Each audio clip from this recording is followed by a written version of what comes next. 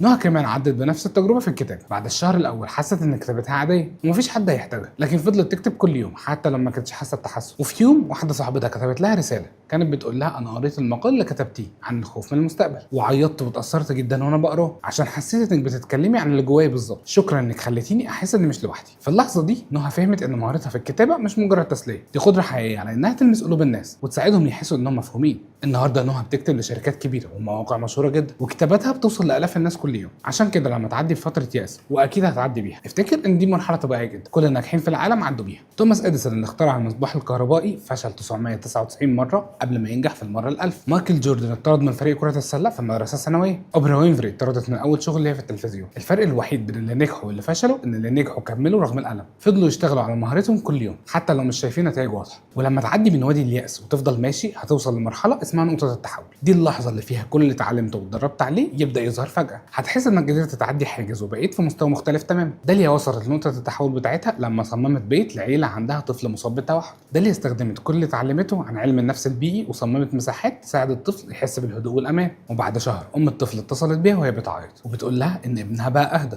وبقى اسعد بشكل ملحوظ في البيت الجديد. في اللحظه دي داليا حست ان كل الساعات اللي قضتها في التعلم والتطوير كانت تستحق. ومن يومها داليا ما بقتش مجرد مهندسه ديكور، بقت مهندسه سعاده زي ما عميل سماها، بتصمم مساحات تهدي النفوس وتدي الامل للعائلات.